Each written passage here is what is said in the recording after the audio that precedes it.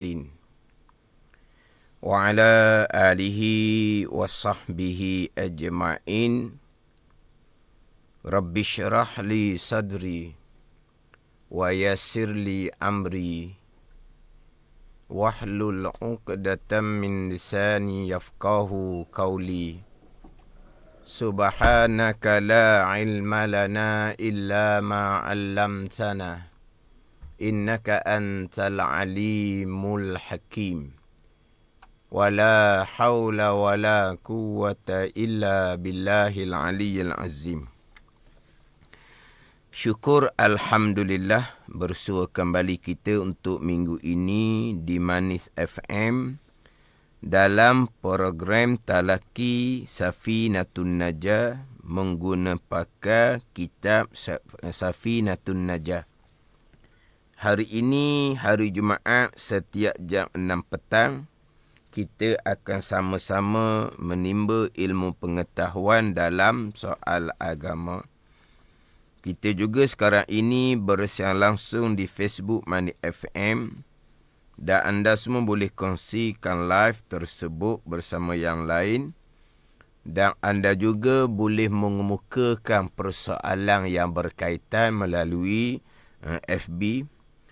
Dan anda juga boleh dengar melalui MyTV saluran 726 dan secara online di aplikasi Plus.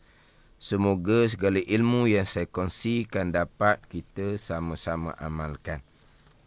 Jadi insya-Allah untuk minggu ini akan membicarakan berkaitan dengan makna tertib. Yang mana setelah selesai pembicaraan ke-6 rukun wuduk. Jadi rukun wuduk yang ke-6 tertib selesai, kemudian baru didatangkan apakah makna tertib. Yang sebelum ni dibicarakan berkaitan dengan apakah dia niat. Niat tu waktunya bila. Jadi pembicaraan niat rukun wuduk yang pertama selesai habis sampai ke rukun wuduk yang ke-6 tertib, barulah dalam kitab Safinatun Najah mendatangkan apa dia niat, kemudian disusuli dengan apakah dia tertib. Kemudian hak minggu lepas berkaitan dengan niat tu saya ada sedikit penambahan lagi lah berkaitan dengan niat. Cuma untuk minggu ini saya akan masuk kepada tajuk kitabnya tertib. Cuma sebelum daripada saya baca kitab, jadi minggu lepas ada satu soalan, tapi soalan tu memang soalan tidak berkait dengan tajuk wuduk, dia berkait dengan tajuk mandi wajib. Yang mana saya sentiasa sebut boleh mengemukakan soalan melalui FB, soalan yang berkaitan dengan tajuk pembicaraan untuk supaya kita dapat fokus pada satu-satu tajuk pembicaraan. Kemudian apabila soalan pula berkaitan dengan tajuk pembicaraan, maknanya ketika menjawab soalan tu tak ada lah lari daripada tajuk pembicaraan. Tetapi terkadang, yalah kita maklum, terkadang kita ada soalan yang perlu pada jawapan segera walaupun tajuknya belum masuk.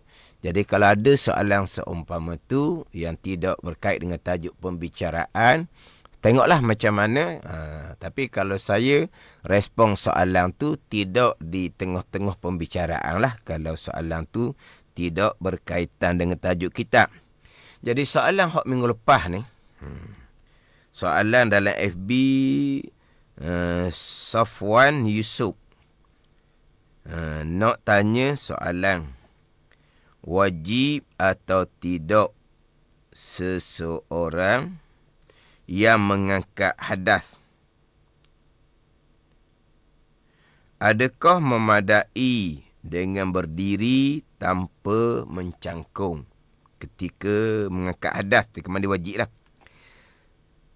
Sebab berdiri boleh dikatakan air tidak rata di celah-celah peha. Soalan dia ni. Sekarang air dalam bilik mandi boleh dikatakan laju. Air pahit lajulah.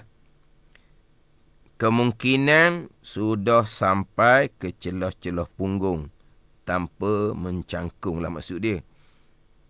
Adakah dikira rata dah air walaupun angkat hadas tidak duduk mencangkung? Dia begini. Dia berkait dengan celah-celah peha ni.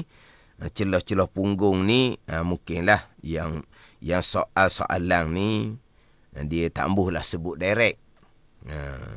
Celah peha, celah punggung tu ketika berdiri pun air sudah meratai. Tapi saya fahamlah apa maksud Safwan Yusof ni. Dia berkaitan dengan kawasan kemaluan. Sebut betul-betul lah. Tak ada apa. Kita bicara bab hukum hakam. Dalam bab hukum hakam, kita tak boleh nak malu. Faham tak ni? Kita bicara hukum hakam, sebut macam mana di kawasan dubur. Yang mana apabila berdiri, kawasan tu tertutup. Kalau mencangkung, baru terbuka. Begitu juga dengan kawasan kemaluan hadapan perempuan. Kalau berdiri, dia tertutup. Kalau mencangkung, dia terbuka. Itu kawasan yang jadi isu. Adapun celah peha, tu tak ada masalah. Celah punggung pun tak ada masalah lah. Di kawasan dubur tu lah. Tak apalah. Cuma nak beritahu begitu je. Yang mana kalau kita mendengar pengajian sama sekarang ni, pengajian dalam Mani FM, begitu juga kalau mendengar pengajian di masjid dan surau, terkadang pembicaraan tu pembicaraan yang kadang-kadang malu kita nak sebut. Tetapi apabila membicarakan berkaitan dengan hukum hakam, dia tak boleh malu. Dia kena bicara betul-betul. Yang bertanya, tanyalah, tak ada apa-apalah. Yang mengajar, memang dia akan mengajar, dia akan sebut betul-betul. Jangan pula salah faham yang mengajar tu apa mencaruk. Dah. Ini bukan mencaruk, ini membicarakan hukum, kena jelas. Tidak ada malu pada membicarakan bab hukum hakam. Sebab kalau kita tak nyata jelas-jelas, terkadang tak faham ataupun lebih takut laginya bukan tak faham, salah faham. Itu dia kena jelaskan. Jadi begini. Dia soalan ni begitulah kita nak jawab secara ringkas sangat. Takut tak capai maksud. Takut tak faham tu lah. Ketika kita mandi wajib, kita wajib meratakan air pada sekalian anggota zahir badan. Anggota zahir yang ada di tubuh. Jadi kita fokus kepada di tempat kemaluan tu. Jadi tempat kemaluan tu, belakang dubur, hadapan kemaluan perempuan. Jadi tempat kemaluan tu, manakah hak zahir yang wajib diratakan air ketika mandi wajib? Yang wajib disucikan ketika istinja. Manakah anggota zahir? Anggota zahirnya yang wajib diratakan ketika mandi wajib, yang wajib disucikan ketika istinja. Istinja bicara lain, tapi tak apalah. Anggota zahir badan yang terbuka pada ketika mencangkung atas dua kaki, itu dia panggil anggota zahir badan. Kena panggil tu.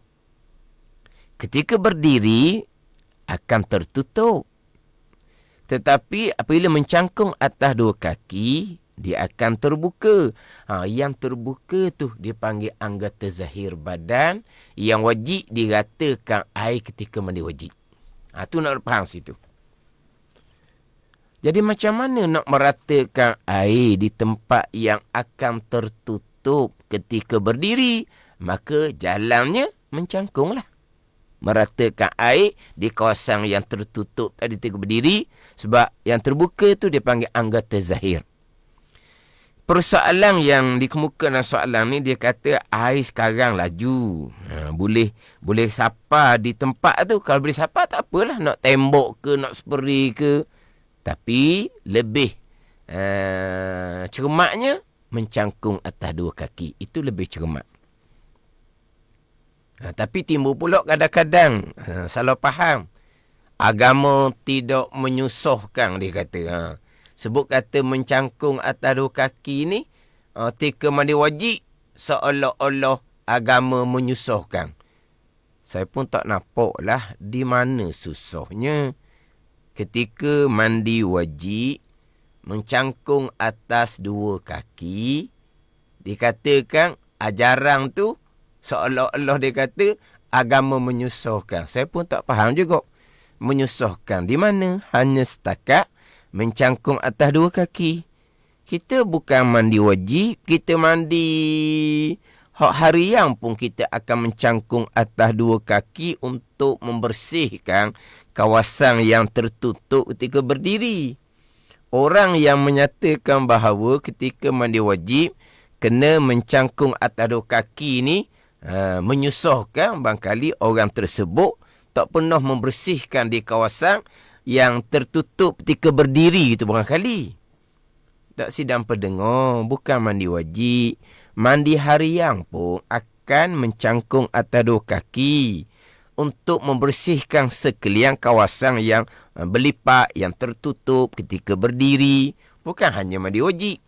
Tiba-tiba ketika mandi wajib, kenalah mencangkung atas dua kaki. Wajib ke? Wajib meratakan air di kawasan tersebut. Cara mana? Mencangkung susah. Kalau mencangkung susah tu saya kata.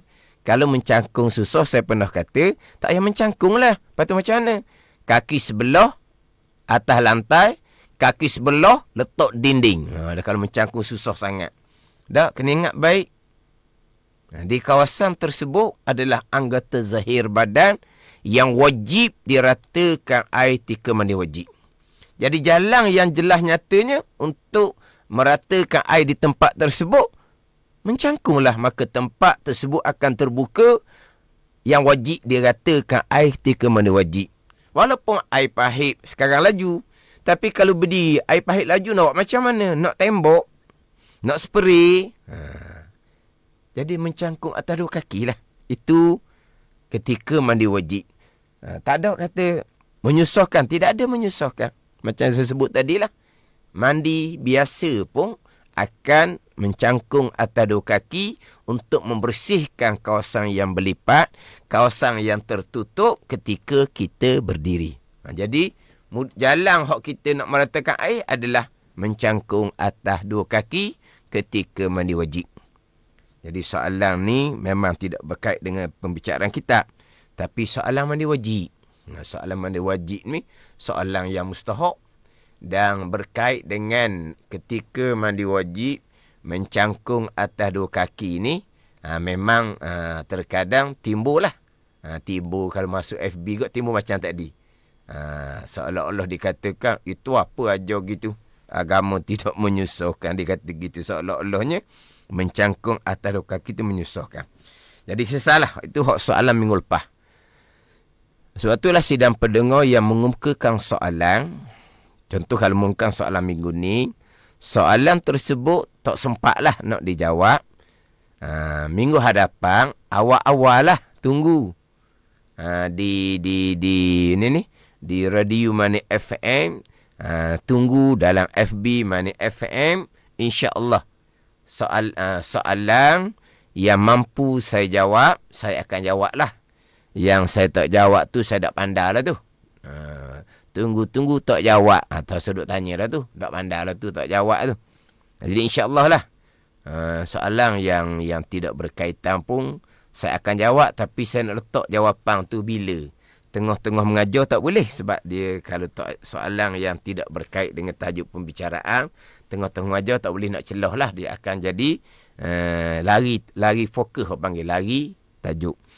Jadi untuk petang ni saya akan menyambung dalam kitab Sapinatun Najah. Kalau edisi Jawi, sebab kitab Sapinatun Najah ni Ada yang kitab Safinatun Najah, kitab Arab.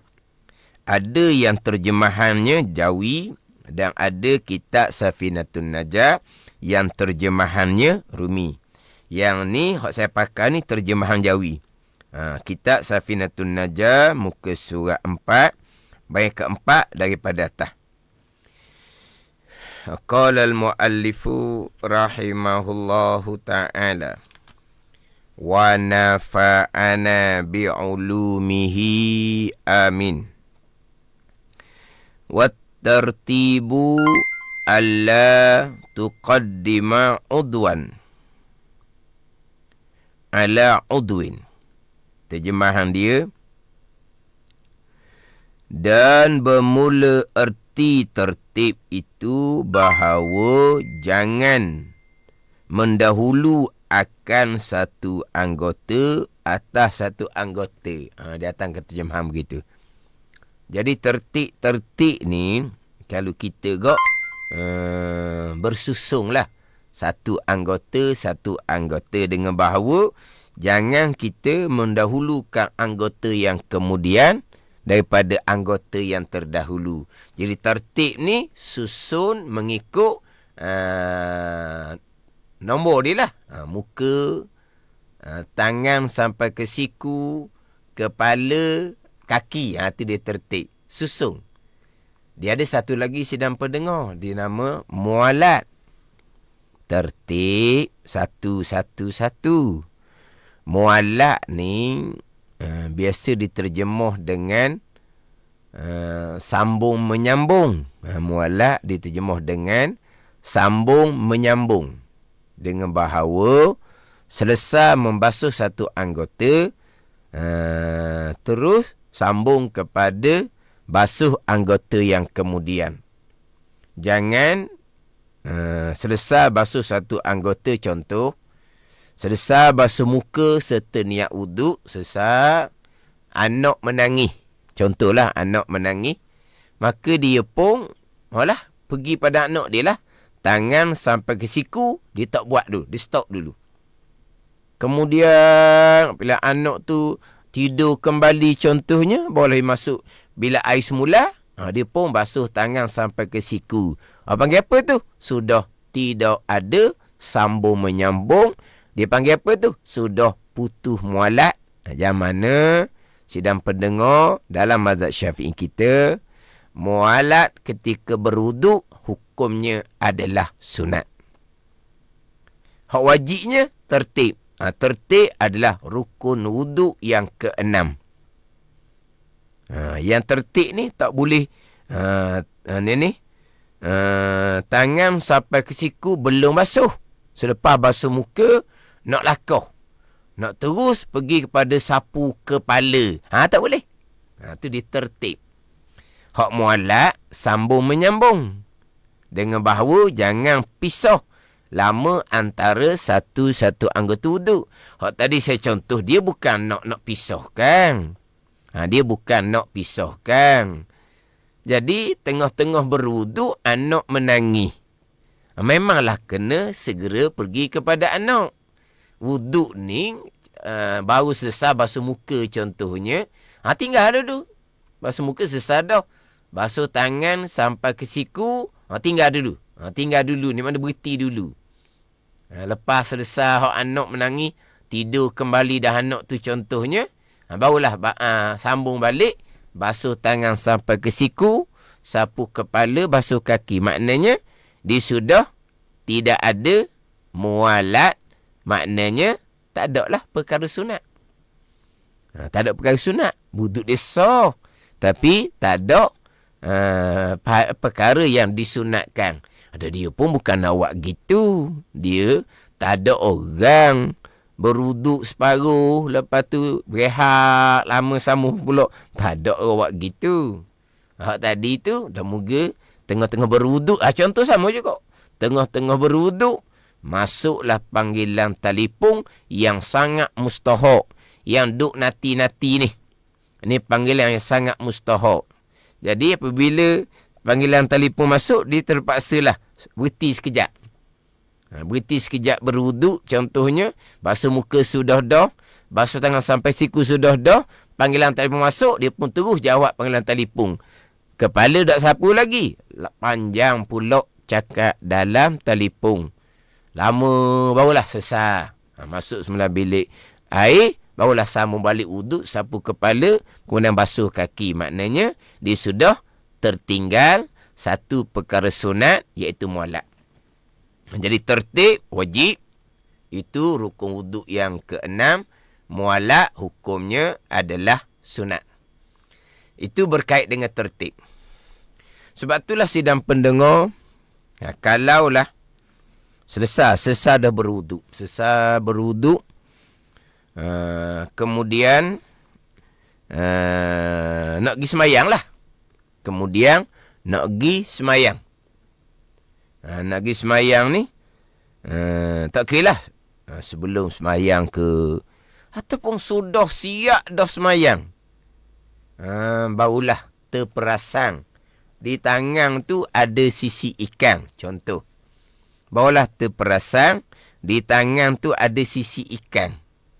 Apabila di tangan tu ada sisi ikan, basuh tangan sampai ke siku, rukun wuduk yang ketiga tu, makna air tak rata lah sebab terhalang oleh sisi ikan tu. Sebelum semayang, tak kira lah. Kalau sudah semayang dah, semayang tu tidak sah lah sebab wuduknya tidak sah. Kena ambil wuduk, kena masuk bilik air semula dan kena semayang balik lah. Sama ada disedar sebelum semayang ataupun selepas semayang. Tengok-tengok di tangan ada sisi ikan. Contohnya, di tangan ada getah. Contohnya. Okeylah, ambil lah contoh apa-apa perkara yang menghalang rata air. Lepas tu macam mana tu? Buang sisi ikan contohnya.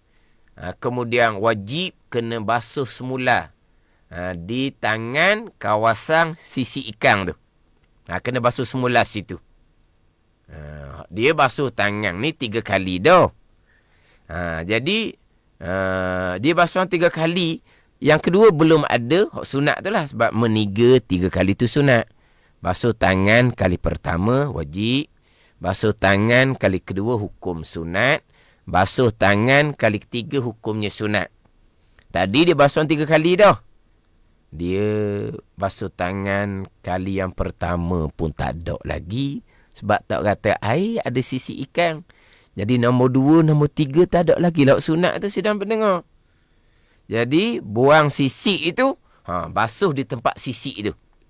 Hak kawasan tangan lain, tadi basuh dah kali yang pertama. Jadi kawasan sisi tak kata, buang sisi, basuh di tempat sisi. Barulah terhasil basuh tangan kali yang pertama yang diwajibkan. Kemudian, basuh tangan sekaliannya kali yang kedua. Basuh tangan sekaliannya kali ketiga untuk dapat pahala sunat basuh tangan 3 kali. Tadi betul basuh tangan 3 kali. Jadi macam mana nak panggil 3 kali?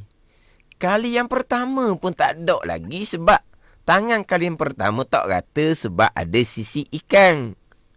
Jadi kalau kali pertama tak dapat, nombor 2 tak ada lah, nombor 3 tak ada lah sunat tu. Memang buat 3 kali sebab tak perasan di tangan di sisi ikan. Tapi sebenarnya, kali kedua hak sunat, kali 3 hak sunat. Tidak dikira. Kali pertama hak wajib pun tak selesai lagi. Nak selesai kali pertama wajib, buang sisi, perata air di tempat sisi tu je. Okey, selesai perata air di tempat sisi. Barulah dapat basuhan tangan kali yang pertama yang hukum ialah wajib. Kemudian nak dapat pahala sunat, basuh tangan sekaliannya kali yang kedua, basuh tangan sekaliannya kali yang ketiga. Dapat sunat basuh 3 kali. Tapi kalau dia basuh di tempat sisi ikan sahaja, lepas tu dia berhenti dah basuh tangan, dia hanya dapat basuhan tangan kali yang pertama yang wajib, dia tak ada lah hak sunat buat 3 kali tu. Tadi buat 3 kali. Tak dikira tu sebab nak dapat 2, 3 hok sunat macam mana. Yang pertama pun tak dikira lagi sebab tak rata air di tangan kerana terhalang di tempat sisi. Okey, selesai basuh tangan. Buat 3 kali tu sunat. Kemudian wajib sapu kepala semula. Basuh kaki semula. Tadi kepala sapu dah. Kaki basuh dah. Tidak dikira. Sebab apa? Tertib wuduk. Tangan tak rata. Tangan tak beres. Sapu kepala. Tak dikira. Basuh kaki. Tak dikira. Sebab apa? Tertib wuduk mana? Tapi tadi kita sapu kepala. Kita basuh kaki kerana tak sedar pun di tangan ada sisi. Kita sapu kepala, basuh kaki. Sapu telinga lepas sapu kepala tu sunat. Sapu kepada wajib. Jadi walaupun sapu kepala dah, tak dikira. Jadi selepas meratakan air di tangan, buang sisi tu, wajib kena sambung balik sapu kepala, kemudian basuh kaki mengikut tertib wuduk. Jadi kalau kira tadi tu dah sedar lah. Kalau kira tadi yang dibuat tu, seolah-olahnya tangan tak rata lagi. Pindah sapu kepala dah. Mana tertib wuduk? Tapi tak sedar dia buat tadi. Daripada sedar kemudian, tangan tak rata air, sapu kepala tak ada. Basuh kaki belum ada lagi, belum dikira. Jadi selepas daripada ratakan air di tangan di tempat sisi, wajib sapu kepala semula, wajib basuh kaki semula. Ini dalam mazhab Syafi'i yang mana tertib wudu adalah tertib ketika berwudu adalah rukun yang ke-6. Ini dalam mazhab Syafi'i kita. Itu bicara berkaitan dengan tertib. Mualak hukumnya adalah sunat. Selepas habis bicara tertib ni, dia akan masuk pada bicara air. Sebagaimana saya sebut sebelum ni, di dalam kitab Safinatun Najah ni, dia tidak ada bicara berkaitan dengan perkara-perkara yang disunatkan ketika berwuduk. Jadi saya bercadang, sebelum masuk kepada pembicaraan air yang banyak, 2 kolah, air yang sedikit, tidak sampai 2 kolah, saya nak bicara dahululah berkaitan dengan perkara-perkara yang disunatkan ketika berwuduk. Jadi kitab tu untuk sementara saya akan berhenti sekejap lah. Berhenti sekejap hak berkaitan dengan bicara air tu. Hak berkaitan dengan bicara air. Kemudian sesalah hak tertib tu. Ni pengulangan balik nak tertib ni. Pengulangan balik hak tertib. Ni ada beberapa soalan ni. Saya pun nak tengok macam mana. Ni soalan Muhammad Hanafi. Kalau sisi ikan ada di atas tapak tangan, maknanya bila dilakukan untuk rata tangan ke siku, jadi tak terhasil pahala sunat basuh tangan hingga pergelangan yang dibuat di awal wuduk sebab ada sisik di tapak tangan pada masa itu. Apa maksud dia? Sisik ikan ada tapak tangan. Bila dilakukan untuk rata air hingga ke siku, jadi tidak terhasil pahala sunat basuh tangan hingga pergelangan yang dibuat di awal wuduk sebab ada sisik di tapak tangan pada masa itu. Ni basuh tangan sunat wuduk yang pertama tu lah. Basuh tangan sunat wuduk yang pertama. Dia basuh tangan sunat wuduk yang pertama tak kata sebab ada sisi. Tapi hak dia basuh sunat tu terhasil dah. Hak sunat terhasil. Walaupun tak sempurna sekalipun. Hak sunat terhasil walaupun tak sempurna sekalipun. Sebab ketika basuh pergelangan tangan, di tangan di sisi. Jadi maknanya basuh tangan tu tak terhasil. Maknanya tak terhasil kesempurnaan ketika basuh tangan. Jadi hak basuh tangan tak terasa kesempurnaan tu tak fokus lah. Kita fokus kepada hak berkaitan dengan hak rukun wuduk sahaja. Kemudian satu soalan ni pula, soalan Hasrul Harun. Assalamualaikum Ustaz. Waalaikumsalam. Jika kita sedar sisi ikan tu tadi dah lama sangat, kita hanya basuh tempat sisi ikan itu dan sambung anggota lain atau ambil wuduk baru semula. Kita sekarang ni hanya basuh di tempat sisi ikan tu saja. Kemudian sambung basuh anggota wuduk yang lain. Tak wajib kita ambil wuduk semula.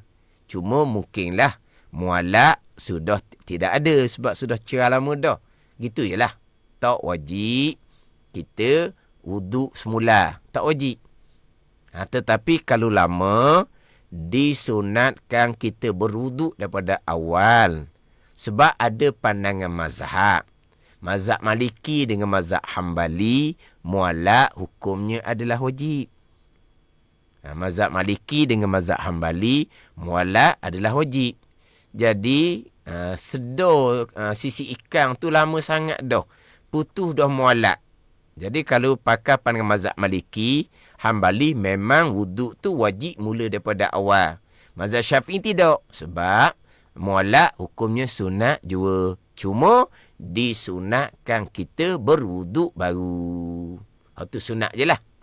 Sunat berwuduk baru. Ini satu soalan lagi ni.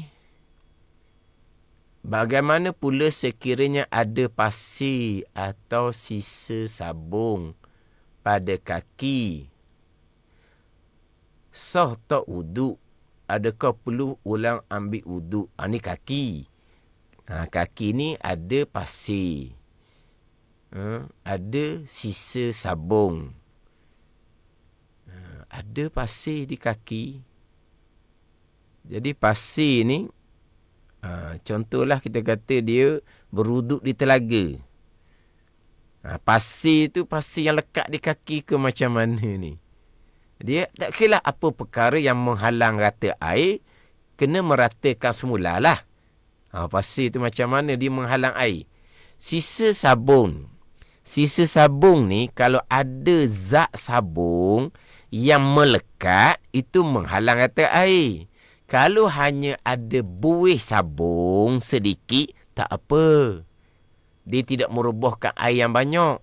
Tapi kalau ada zat sabung, dia ada zat sabung stokor lekat. Kalau ada gitulah, maka itu menyebabkan tak rata air. Kemudian satu soalan ni, contoh seperti Ustaz bicarakan, apa hukum guna air wakaf di masjid yang ada sisi ikan di tangan? Sepatutnya hanya sambung ikut tertib wuduk. Tapi diulang berwuduk daripada semula. Diulang daripada awal. Sebab diguna air masjid dan air wakaf. Dia sepatut sambung je. Sebab sisi ikan di tangan, muka dah basuh dah. Tapi dak ni dimula daripada awal. Macam saya sebut tadi, memang sunat mula daripada awal balik. Jadi guna air wakaf masjid pun tak apa. Sebab memang sunat mula daripada awal balik. Satu soalan lagi ni. Kalau kita dah habis solat baru sedar ada sisi ikan kat tangan, macam dengan solat kita, mana wuduk kita belum lagi sah, maka solat kita tidak sah. Wajib kena solat semula selepas daripada kita berwuduk. Kena solat semulalah kalau sedar ada sisi ikan di kat tangan. Dia begini sedang pendengar. Saya ada sebut mengelepas, saya nak bicara sedikit berkaitan dengan niat tu macam mana niat. Perlu bersusung ataupun tidak. Kemungkinan untuk minggu ni tak sempat. Jadi minggu hadapan, saya tangguh dahulu baca kitab Safinatun Najah. Saya akan membicarakan berkaitan perkara yang disunatkan ketika berwuduk. Dan saya akan sentuh sedikit berkaitan dengan adakah niat wajib kena susung di hati sahaja aku mengambil wuduk kerana Allah Subhanahu Wa Taala. Tu kalau niat wudu, niat solat pula saja aku sembahyang fardu zuhur 4 rakaat tunai makmum kerana Allah Ta'ala. Kena susun gitu ke niat. Nanti kita akan bicara minggu hadapan lah.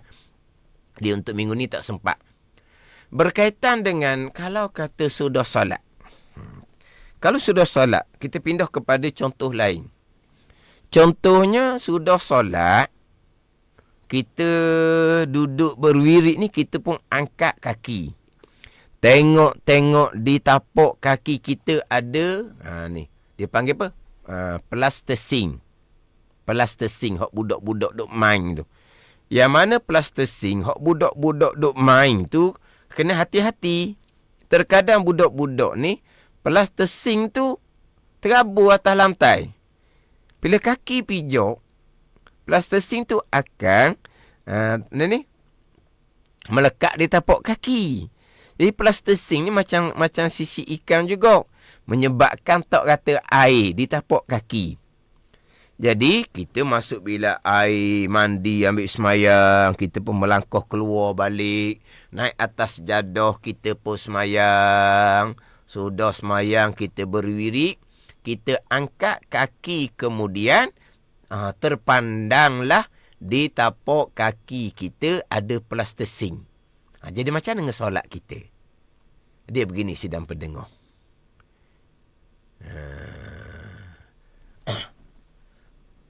Plastising tu ada dua kemungkinan. Plastising tu ada di kaki kita sebelum kita melangkah kepada bilik air. Dan plastising tu juga ada kemungkinan ketika masuk bilik air belum ada. Selepas kita selesai mandi, berwuduk siap, kita pun melangkah ke sejadah kita. Kemungkinan plastising kena pada masa kita selepas berwuduk. Kalau plastising kena di tapak kaki kita selesai berwuduk, tak ada isu lah. Pada ni, ada dua kemungkinan. Melainkan kalau selepas berwuduk dia pakai selipar, melangkah sampai ke sejadah, tu tak ada kemungkinan lah. Plastising tu lekat di tapak kaki selepas berwuduk. Tu pasti plastising melekat di tapak kaki sebelum berwuduk. Tu memang kena buang plastising tu, ratakan air kembali di tapak kaki, wajib kena semai semula. Tapi kalau kita tak pakai selipar, jadi plastising tu sedang pendengar, kemungkinan sudah ada di tapak kaki sebelum kita berwuduk. Ada kemungkinan ketika berwuduk, plastising belum ada di tapak kaki. Kita terpijak plastising ketika kita selesai berwuduk, keluar bilik mandi, ketika melangkah kepada sejadah. Ataupun sebelum kita pergi pada sejadah, kita pergi ke dapur, masuk dalam bilik tidur, ke dapur, melangkah merata-rata atas rumah kita selepas selesai berwuduk. Jadi memang ada kemungkinan plastising tu ada tapak kaki sebelum berwuduk dan selepas berwuduk. Kalau seumpama tu, hanya disunatkan sahaja. Kita buang balik plastising tapak kaki, kita basuh kaki semula dan kita disunatkan semayang semula. Tak wajib. Sebab ada kemungkinan plastising tu tidak ada pada masa kita berwuduk. Plastising tu kita terpijak selepas daripada selesai berwuduk. Sama juga dengan sisi ikan. Kita sebelum berwuduk, kita main ikan. Kita duk cari ikan. Kemudian kita pun masuk bilik air, basuh-basuh tangan dengan sabun semua, kita berwuduk apa semua. Sebelum kita semayang, kita pergi main ikan pula. Kita pergi main ikan pula. Setuh-setuh ikan, cari ikan ni. Semayang tak lagi ni. Sebab orang pun bau azam contohnya. Dia main ikan pula. Pada main ikan ni bukan main ikan. Buat kerja dengan ikan tu lah. Dia setuh ikan pula. Dia pun basuh tangan.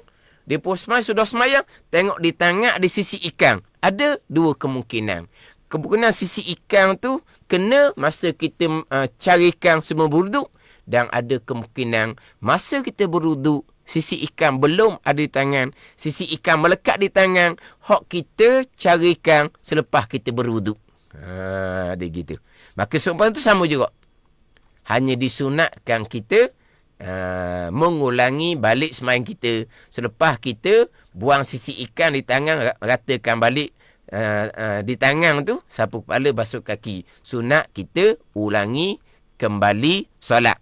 Sebab tak wajib mengulangi sebab ada dua kemungkinan. Jadi begitulah. Cuma saya ada terpandang satu soalan lagi. Tu saya tengok minggu hadapan lah. Tengok minggu hadapan. Sebab saya pun tak sempat dah ni. Sebab masa pun maghrib kita masih lagi awal lagi ni. Jadi saya pun kena berhenti setakat ni lah.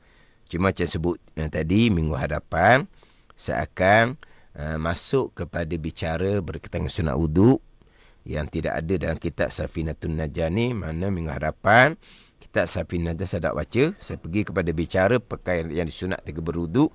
Kerana saya akan sentuh sedikit lah berkaitan dengan adakah niat tu wajib kena bersusung ataupun macam mana niat tu yang sebenar-benarnya. Wallahu a'lam. Bismillahirrahmanirrahim. Alhamdulillahirabbil alamin. Wassalatu wassalamu ala sayyidil mursalin wa ala alihi wa sahbihi ajma'in. Allahumma ftah alaina futuhal arifin. Allahumma allimna ilma akdamin wa fahimna famas sabiqin warzuqna ruqat talibin. Allahumma zidna ilman wa alhiqna bis salihin. Wa sallallahu ala sayyidina Muhammadin wa ala alihi wa sahbihi wa sallam.